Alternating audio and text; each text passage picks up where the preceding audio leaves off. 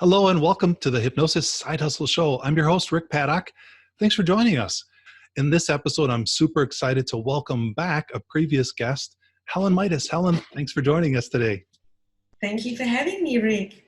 I'm so excited. Yeah, these episodes just aren't long enough. We could talk forever. And the last time we talked a little bit about setting up your office, your process, how you got your office then and now. And we started to touch on some key components of building a hypnotherapy practice, whether it's part-time or full-time.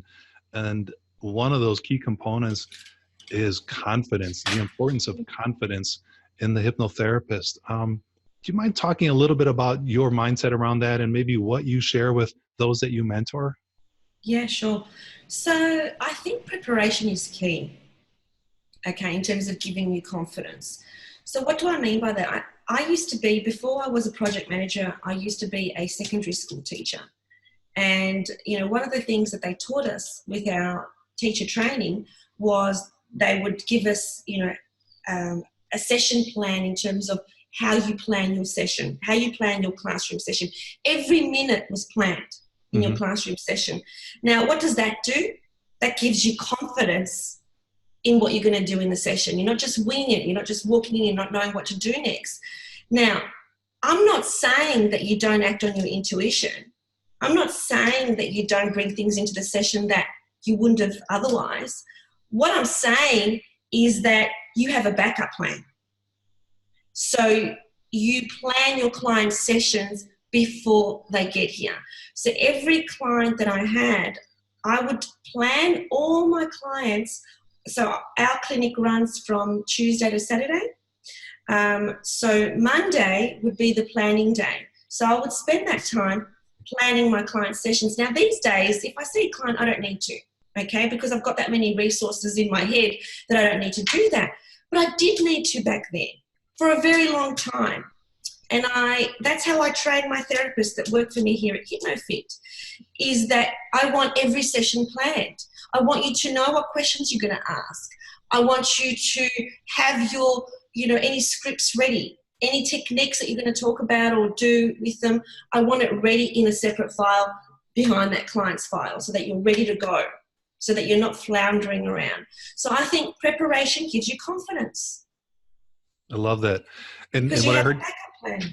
Yeah, what I heard you say is whether it was as a teacher or as a hypnotherapist, you have it all planned out, but there's room to personalize, flexible. Of course, there's always room. So, but at least you know it's there and you've got the confidence to use it if you need it. So planning your client sessions are key. And clients love structure. They don't like to just walk in and feel like you're just sort of making things up on the spot. Mm-hmm. Now, I did supervision because as part of the Australian Hypnotherapists Association, I'm a supervisor, which means I give supervision to, it's part of our accreditation. People need to get regular supervision. And so I was supervising one of my hypnotherapists yesterday, and she told me that one of her clients said to her at the end of her session, well, that was an expensive chat. Ouch. So that's what you want to avoid. And even though the expensive chat was very beneficial, that's the perception of the client. Yeah. Okay. Yeah, ouch. So, we need to be prepared for our sessions so that we don't get that kind of feedback. So important. And yeah, so again, whether you're a teacher or whether you're a hypnotherapist, that raises your level of confidence. You remove the doubt about what's going to happen. I have the general structure. I teach my students to tell your clients that structure, this is what we're going to do. And then you jump in and you follow that structure. Exactly. And so, quite often I hear when I train, new hypnotherapists that first start here, they say, oh, but I don't know what they're going to come in with. Think about it. Think about what you did last session. Think about what your client needs from you now. Next, you do know. So get ready, prepare for it. Yep. And you prepare some different options. Yeah, you can prepare different options too. Absolutely. I love that. And so in our last visit, your last appearance on the show here, we talked a little bit about the Milton Erickson quote. Somebody asked him if he ever doubted his ability to help somebody, and he said, I have my doubts, but I have no doubt that I can keep those doubts to myself. And what you're talking about, this planning, this preparation, removes a lot of the doubt. And when the doubt is down, your confidence is up. Yeah, absolutely. And there's a couple of other things as well, which is that no matter what, you will have those clients that are not happy. Okay. Any hypnotherapist that says that's not the truth, they're either A, lying, or B, they haven't seen enough clients yet to get those ones. So no matter what, you will get those clients. And so you need to, when you do really well with your clients and they're giving you that awesome feedback, you need to really anchor that feeling inside you so that you don't feel devastated when you don't get those results. Does that make sense? Yeah, you really need to, embrace it. Okay, so I have a new hypnotherapist working here, and he had awesome results with his clients. And I said, oh, that's fabulous. That's wonderful. Good on you. And he's like, oh, but I don't know. It wasn't me, because he's brand new in the field. Yes, what you did work, really soak it up, because then you're going to get a client who's not going to give you that feedback, and you're going to be devastated because of it. So you need to really anchor in the positivity of clients that are doing really well and say, that was awesome. I used to walk out of sessions and I would say, God, Helen, I don't even know how that came out of your mouth. That was incredible. Where did those words come from? You're awesome. You're amazing. Really give yourself the pat on the back. Really do that to yourself and really feel that feeling of, you can do this. And when you have the feeling of you can do this to the most challenging of clients, you can do it anywhere. So your most challenging of clients, your most difficult clients are your greatest teachers. Do not be thinking of them as, oh, wish they never came through that door. Thank goodness you've got them, because you're going to be a better therapist. They're going to keep you on your toes. So this comment that my lady received yesterday, who is a very experienced therapist, by the way, she's now going to do things differently with her next client. So any kind of feedback that you get, put that as a process and a system for how you do things better the next time. I love that. So all feedback is beneficial. The great feedback, wow, you changed my life, you rocked my world, is beneficial because it's anchoring in your confidence, your ability to help. And oh, that was an expensive chat is great feedback because it's helping you make changes that will help other clients. Yeah. That's so, thanks for bringing it up. It's so true. It's easy for a lot of us as we get into this field, we're caring, we're heart-centered people. We are outwardly focused, and it's easy to say, oh, the client did it all, which in fact they are, but we owe it to ourselves and our future clients to anchor in our success and our confidence, because if we just blow it all off on the client, we're not doing our future clients justice or service by not building up our own confidence. And yeah, absolutely. Exactly. Paths. That's awesome. I'm so glad you bring that up. That's a great reminder. Very cool. So the other thing, there's so many real keys to being successful, and that confidence is one huge part. Creating confidence in yourself and expectation in your clients. But that really doesn't do any good if we can't get people to call us, to click on the schedule now, to get in the door. I respect and admire your ability to grow your business. And so you're good at marketing. For somebody who's just getting into it, do you have any marketing promotional tips? Absolutely. And again, I will offer you a complimentary webinar that your viewers can see as how I made 165 grand in my first year of business without advertising. So I'm happy to give that to your viewers completely free. So I'll do that. But let me just give you some tips. That's awesome. So first of all, you need to be loud and proud. So you can't be the world's best kept secret. So you need to be loud and proud. So what does that mean? That means tell people who you are and what you do and what you believe in. And so when you do something to do with hypnotherapy, when you attend a training course, when you're buying a new chair for your office, when you're doing something, let people know. Utilize social media. So it's not like you're selling. It's not like you're going on and saying, hey, ring me on this number. What you're doing is you're reminding people, you're constantly reminding people who you are so they don't forget.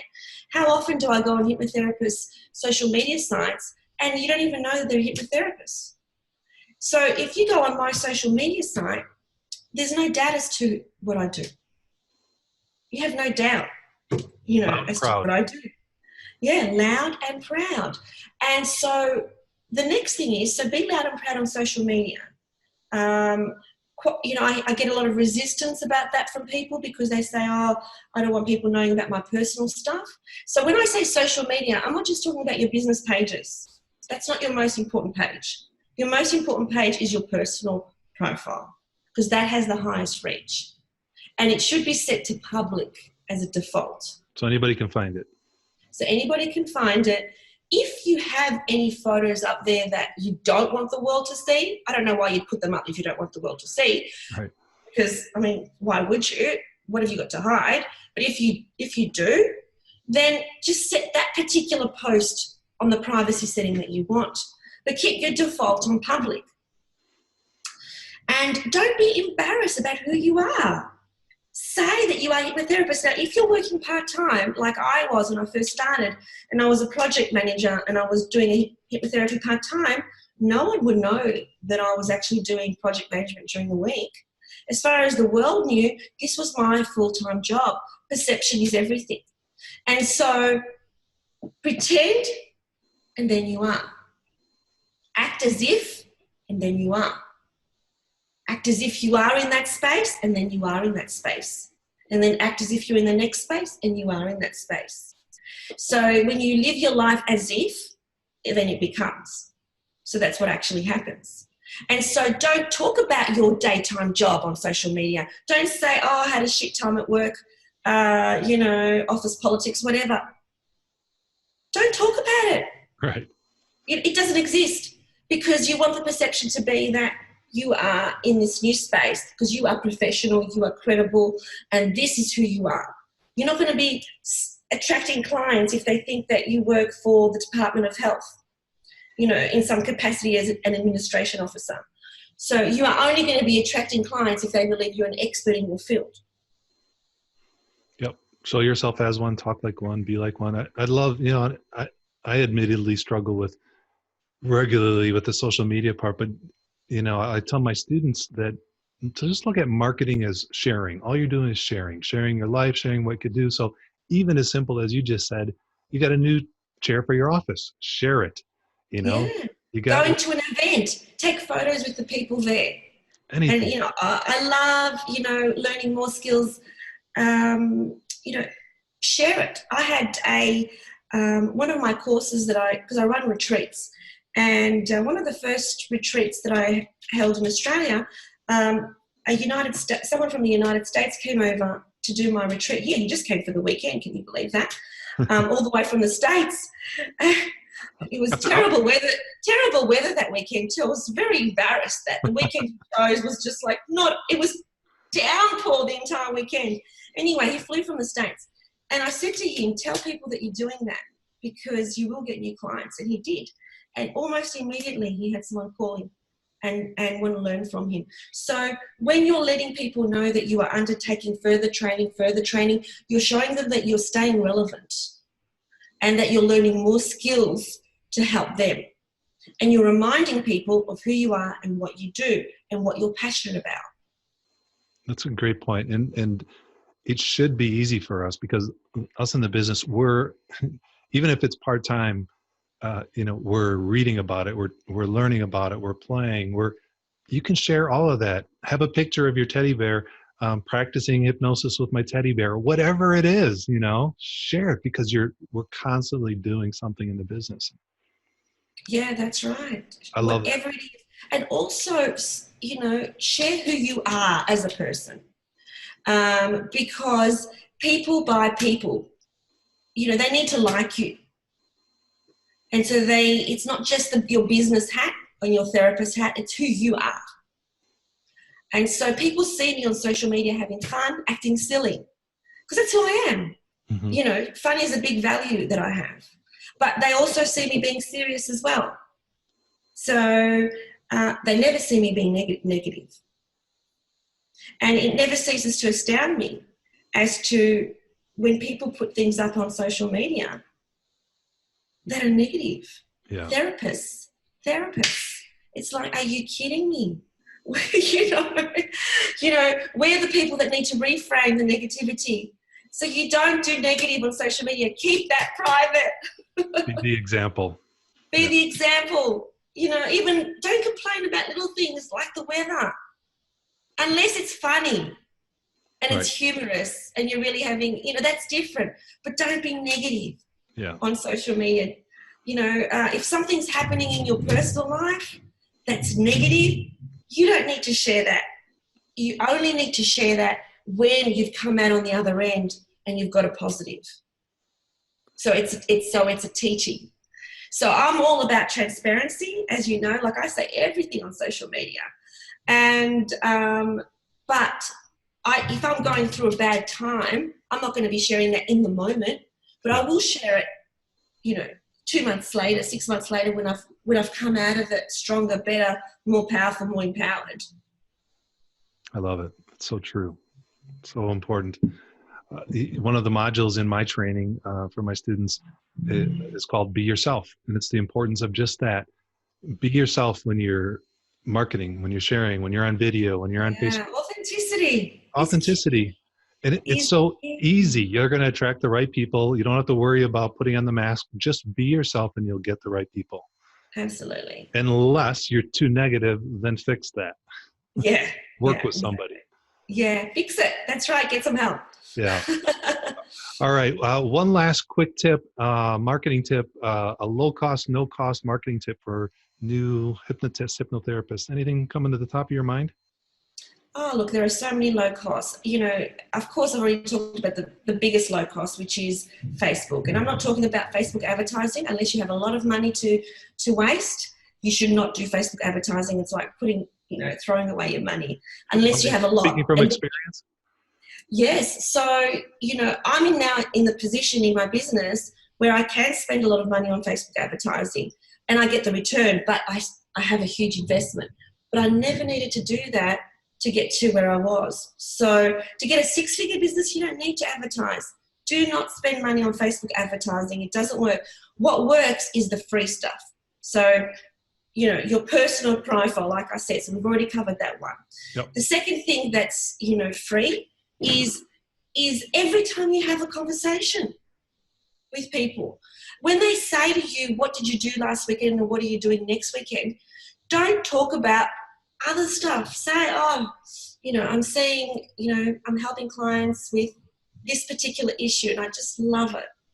So get back to that topic of what you love doing and who you are and get yourself a niche.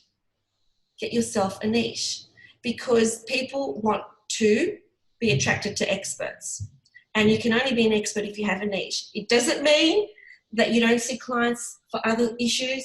It just means that you attract those clients who you need to attract. I love it. Regular viewers, listeners of the show will recognize I need acronyms. So I tell myself TTP, talk to people. That's the key in the business. Talk to people. As an example, on Monday night, I was the MC of the Professional Speakers Association of Australia in Melbourne. And really, it's a full-on night. It's a very big night. You know, I had to take care of the audience, and they're all professional speakers, very well-paid professional speakers.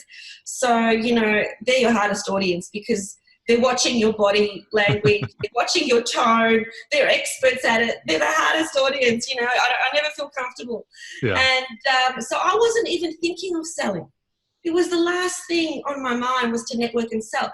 But during the break, you know, I spoke to someone who, you know, was in a similar area to me, and basically just so we can exchange Facebook, you know, so we can then connect. Yeah.